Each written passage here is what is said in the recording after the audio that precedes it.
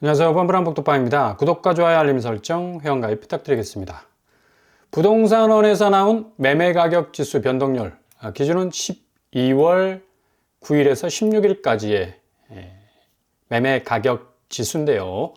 서울이 이제 0.01%로 완전히 지금 마이너스로 가고 있는 상황 보여주고 있고요. 나머지 전국, 수도권, 지방, 보합세를 보이고 있습니다. 어떻게 보면 본격적인 하락장으로 접어들었다는 것을 여실히 보여주고 있고, 전세가격 지수 변동률 역시도 서울 0.00, 거의 마이너스 지점까지 전세가격 지수도 오게 되었다는 얘기고요. 수도권 역시도 하락세, 지방 보합세, 전국적으로 이제 플러스와 마이너스 그 경계선상에 딱 와 있는 걸 볼 수가 있습니다. 이렇게 전세가격 지수도 약세를 보이니까 매매 가격 지수 치고 나갈 수가 없겠죠. 이로써 전국 아파트 가격은 11월 셋째 주 이후로 하락세를 계속해서 지속하고 있습니다. 서울이 0.01%로 겨우 이제 버티고 있는데 상승폭은 매주 계속해서 줄어드는 방향으로 가고 있습니다. 서울은 도봉구, 구로구, 금천구 등이 이번 주에 하락 전환했고요. 동대문구, 은평구, 강동구, 동작구 등이 전주에 이어서 계속적으로 전방위적인 하락세 분위기 이어가고 있다는 얘기입니다. 그러니까 서울 같은 경우는 어떤 특정 구역에서만 오름세를 보이는 그런 현상들이 많이 없어졌다는 얘기죠. 이러다 보니까 거래량도 강남구 11월 거래량 193건에 그치죠. 상당 부분 많이 쪼그라들어 있는 걸 볼 수가 있고요. 송파구 역시도 246건에 그치고 있는 걸 볼 수가 있습니다. 강동구 입주 물량이 많아서 거래량이 활발할 것 같지만 역시 173건에 그치죠. 강동구가 지금 올림픽 파크포레온이 입주를 시작하면서 전세가도 굉장히 지금 하락세로 가고 있고, 동반해서 매매가를 계속해서 끌어내리고 있는 걸 볼 수가 있습니다. 노원구, 서울에서 가장 회전율이 높은 곳임에도 불구하고 278건에 그치고 있는 걸 11월 거래량 고스란히 보여주고 있습니다. 확실히 부동산 분위기는 쎄해졌다. 그만큼 이전에 볼 수 없었던 이후에 펼쳐질 엄청난 부동산 하방 압력이 전방위적으로 크다라는 걸 보여주고 있는 겁니다. 구체적인 하락 아파트 보시면 서울 같은 경우는 동작구, 송파구, 서대문구, 금천구, 성북구, 강동구 모든 자치구역들이 하락 양상 보이고 있습니다. 아크로 리버하임 4억 8천 정도 하락하고 있고요. 송파, 호반베르디움 역시도 4억 하락, DM스 파크뷰자이 2단지 역시도 3억 가까이 하락하고 있죠. 일주일간의 거래지만 이렇게 변동률이 굉장히 점점 커지고 있는 걸 볼 수가 있습니다. 인천 역시도 마찬가지고요. 더샵 센트럴파크 1차 4억 2천, 이편한 세상 송도 3억 이상 하락하고 있습니다. 전형적으로 인천 신축 아파트들이 보여준 이 하락 시기에 그 하방 압력들을 고스란히 나타내고 있는 걸 여실히 드러내고 있네요. 경기도도 마찬가지고요. 고양시, 그리고 시흥시, 하남시, 안양시 중심으로 해서 일주일 단위 거래지만 그 하락 파이는 계속적으로 늘어가고 있는 걸 볼 수가 있습니다.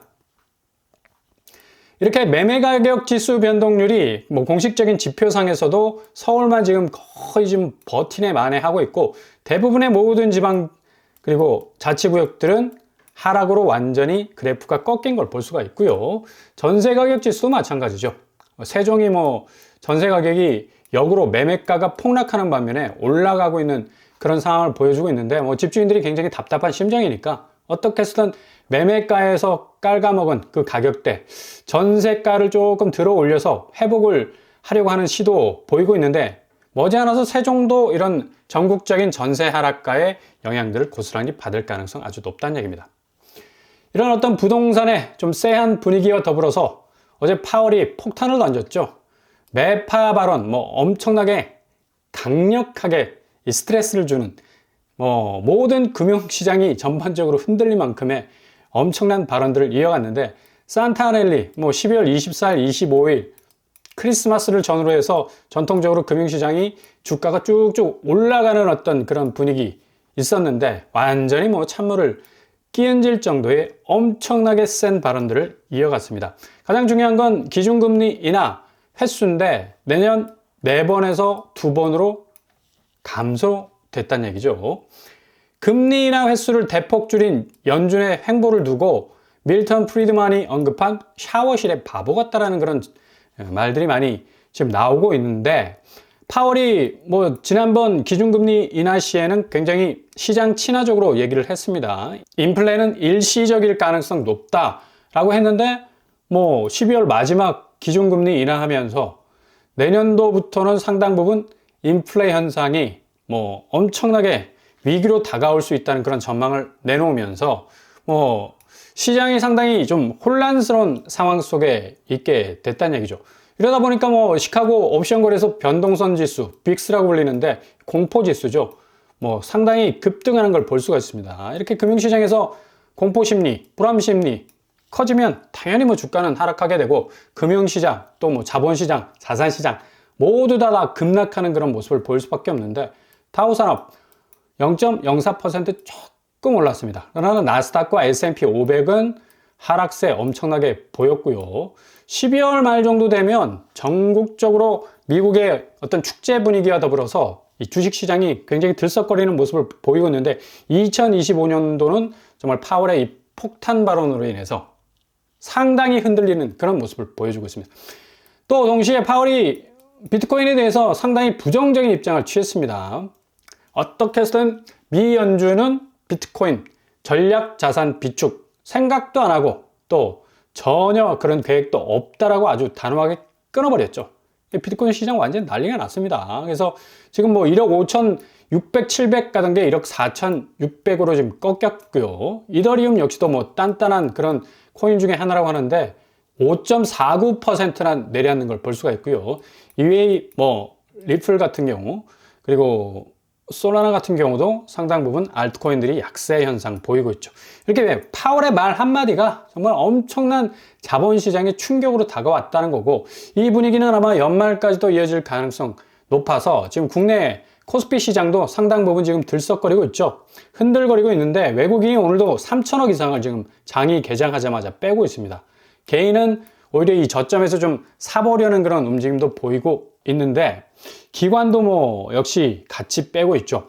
이렇게 외자 유출이 한국 이 경제 부분에 있어서 상당히 부담스러운 그런 아킬레스건일 수밖에 없는데, 어제 그래도 희소식이 들려왔습니다. SK 하이닉스에 약속된 미국의 6,600억 보조금 지금 확정이 됐다라고 이렇게 보도가 나왔었는데, 미국 상무부가 반도체법, 칩스법이라고 그러죠. SK 하이닉스에 최대 6,600억 정도의 직접 보조금을 지급한다고 밝혔습니다. 근데 다른 여타의 TSMC나 또 인텔 같은 경우 거의 10조에 가까운 보조금을 지급받는 반면에 6천억이면 조금은 좀 아쉽다라는 그런 말이 나올 정도로 조금 시장의 어떤 반응이랄까요?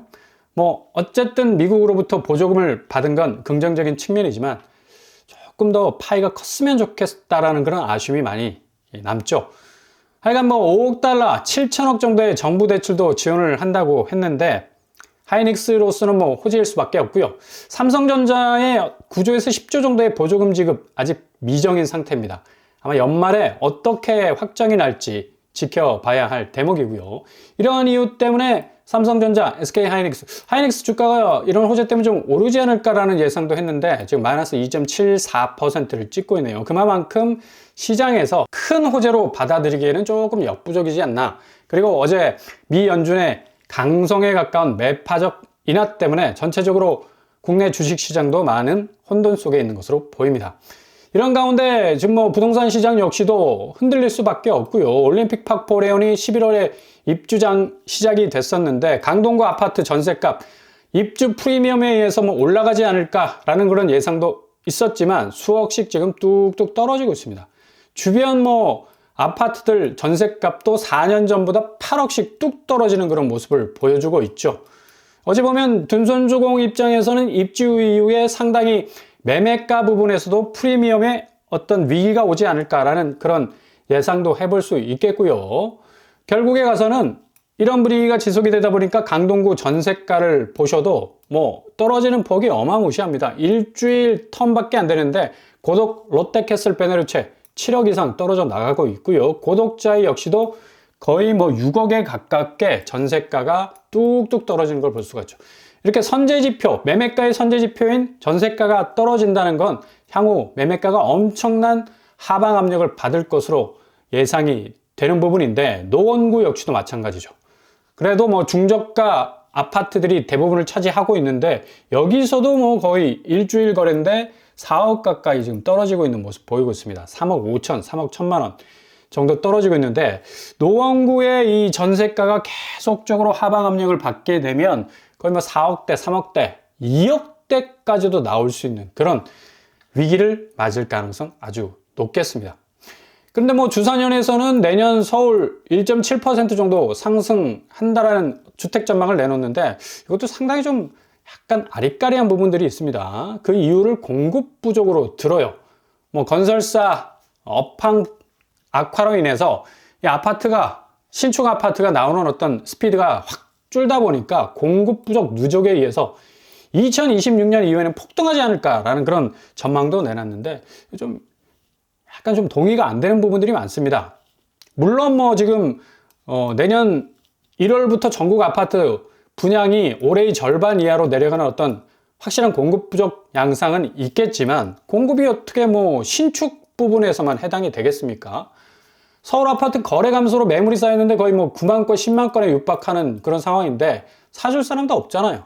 지금 너무 고점에 집이 걸려 있어서 뭐 손에 닿지 않을 정도인데, 이렇게 지금 구축 부분에서도 사줄 사람이 없기 때문에 기존 구축의 공급량은 계속해서 그 파이가 넓혀질 겁니다. 동시에 가격도 떨어지게 될 거고. 우리나라 부동산의 선제지표인 중국 보십시오. 구축 아파트에 대한 인기가 상당히 높아지고 있어요.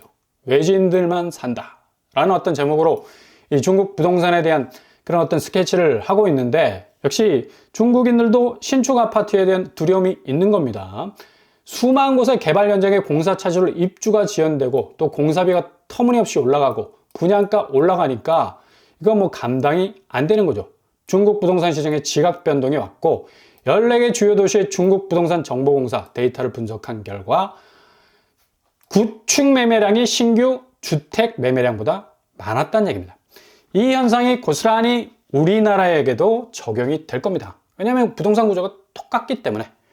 결국 공급 부족은 신축을 기준으로 데이터를 내기 때문에 구축 매물량 폭주에 대해서 이게 사각지대입니다. 전혀 공급 부족하지 않습니다. 실질적으로 들여다보면 포화 상태로 갈 가능성 아주 높아요. 지금 뭐 물가도 고점이고 금리도 고점이고 환율도 뭐 치솟고 있어서 사줄 사람이 없습니다.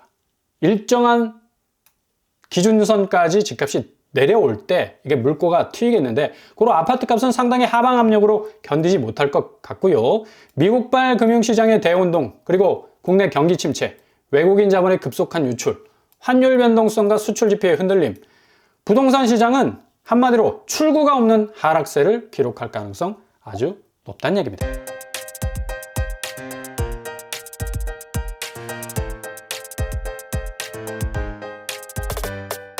오늘의 부동산 캐리커처, 공식적인 매매가격 지수, 전세가격 지수 전부 다 지금 하락 국면으로 가고 있는 열차를 타고 있습니다.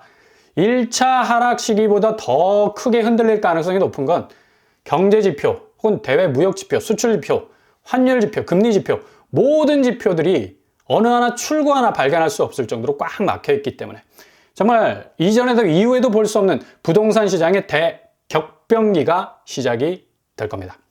오늘도 응원합니다. 항상 여러분의 길이 꽃길만 되실 수 있길 바랍니다. 자, 오빠 불안복 특방을 마치겠습니다. 구독과 좋아요 부탁드립니다. 감사합니다.